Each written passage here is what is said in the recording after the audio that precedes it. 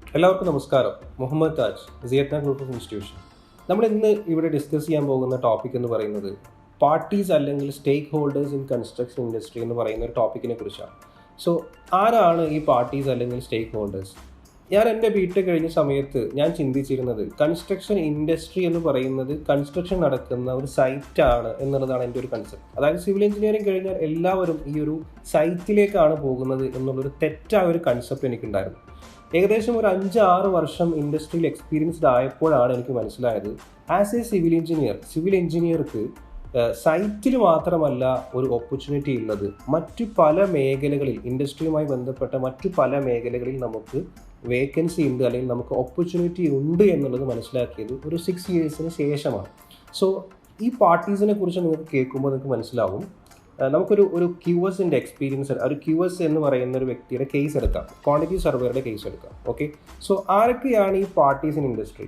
ഒന്നാമതായിട്ട് ഒരു പ്രൊജക്റ്റിനെ അതിൻ്റെ സ്റ്റാർട്ട് ടു എൻഡ് കംപ്ലീറ്റ് ചെയ്യുന്ന ആളുകൾ 6 പാർട്ടീസ് ആണ് ഈ ഒരു ഇൻഡസ്ട്രിയിലുള്ളത്. 6 പാർട്ടീസ്, അവരാണ് ഈ പ്രൊജക്റ്റിനെ സ്റ്റാർട്ട് ടു എൻഡ് കൊണ്ടുപോകുന്നത്. ഒന്നാമതായിട്ട് വരുന്ന ആളാണ് ക്ലയൻറ്റ്.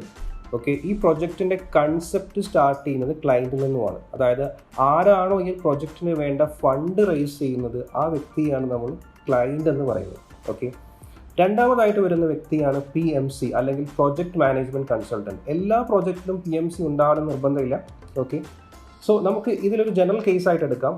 ഈ ഒരു കേസിൽ നമുക്ക് PMC വരുന്നുണ്ട്. We call it as project management consultant. അതായത് ക്ലയൻറ്റിന് ചെയ്ത് തീർക്കാൻ പറ്റാത്തൊരു കേസ് വരികയാണ്, ക്ലയൻറ്റിന് മാനേജ് ചെയ്യാൻ പറ്റാത്തൊരു കേസ് വരികയാണെങ്കിൽ ഈ ഒരു പ്രൊജക്റ്റിനെ ആ ഒരു പോയിന്റിൽ നിന്നും മാനേജ് ചെയ്യുന്നത്, ആ ഒരു പ്രൊജക്റ്റിൻ്റെ എല്ലാ സ്റ്റേജുകളെയും മാനേജ് ചെയ്യുന്നത് ഈ ഒരു പ്രൊജക്ട് മാനേജ്മെൻറ്റ് കൺസൾട്ടാണ്. നമ്മളൊരു മാരേജ് നടത്തുന്ന സമയത്ത് ഒരു ഈവൻറ്റ് മാനേജ്മെൻറ്റ് ടീം എന്താണോ ചെയ്യുന്നത് അതേപോലെ ഓക്കെ ഈ ഒരു project management consultant start to end ഈ പ്രൊജക്റ്റിനെ കൊണ്ടുപോകും. മൂന്നാമതായിട്ട് വരുന്ന ആളാണ് ഡിസൈൻ കൺസൾട്ടൻറ്റ്. അതായത് ഈ ഒരു പ്രൊജക്റ്റിനെ അതിൻ്റെ ബീംസും കോളംസും സ്ലാബുമായിട്ട് സ്ട്രക്ചറൽ ഡിസൈനും അതുപോലെ തന്നെ ആ ഒരു പ്രൊജക്റ്റിന് റിയലി എന്താണ് ക്ലയൻറ്റിൻ്റെ കൺസെപ്റ്റ് എന്ന് കറക്റ്റായിട്ട് നമ്മൾ ബിൽഡ് ചെയ്യാൻ പാകത്തിന് അതിനെ മാറ്റുന്നൊരു വ്യക്തിയാണ് ഡിസൈൻ കൺസൾട്ടൻറ്റ്. പ്രൊജക്റ്റിന് വേണ്ട കംപ്ലീറ്റ് ഡിസൈൻ ചെയ്യുന്നത് ഡിസൈൻ കൺസൾട്ടൻ്റാണ്.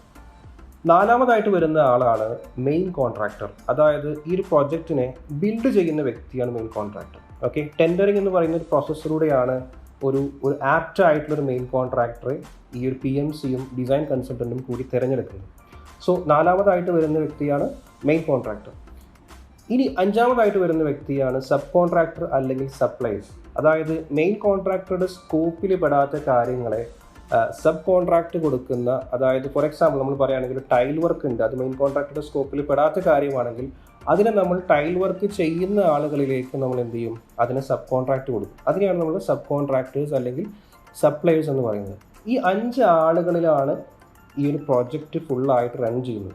സോ ഒരു QSനെ സംബന്ധിച്ചിടത്തോളം, ഒരു QSന് ഞാൻ ഫസ്റ്റ് പറഞ്ഞതുപോലെ നമുക്ക് QSനെ നമുക്കൊരു കേസ് സ്റ്റഡി ആയിട്ട് എടുക്കാം.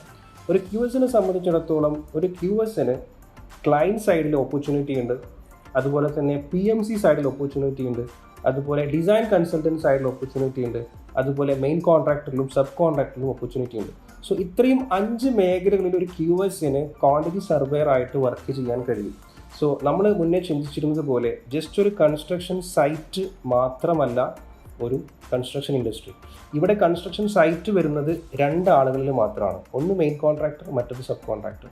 ഈ 2 ആളുകളാണ് ഈ കൺസ്ട്രക്ഷൻ സൈറ്റിൽ നിന്നുകൊണ്ട് ഇതിനെ വർക്ക് ചെയ്യുന്നത്. ഓക്കെ, സോ ഇത്രയും കാര്യങ്ങൾ നിങ്ങൾ ശ്രദ്ധിക്കുകയാണെങ്കിൽ ഈ ഇൻഡസ്ട്രിയെക്കുറിച്ച് നമുക്കൊരു നോളേജ് നമുക്ക് ഈ പറഞ്ഞതുപോലെ നമുക്കൊരു നോളേജ് ഉണ്ട് എങ്കിൽ നമുക്ക് എവിടേക്കാണ് പോകേണ്ടത് എന്നുള്ളതിന് മനസ്സിലാക്കുകയും ശേഷം ആ ഒരു ഇൻഡസ്ട്രിക്ക് വേണ്ട ആ ഒരു സ്റ്റേക്ക് ഹോൾഡർ അല്ലെങ്കിൽ ആ ഒരു മേഖലയ്ക്ക് വേണ്ട നോളേജ് നമുക്ക് അക്വയർ ചെയ്ത് അതിലേക്ക് കയറാനും പറ്റും. Okay, thank you.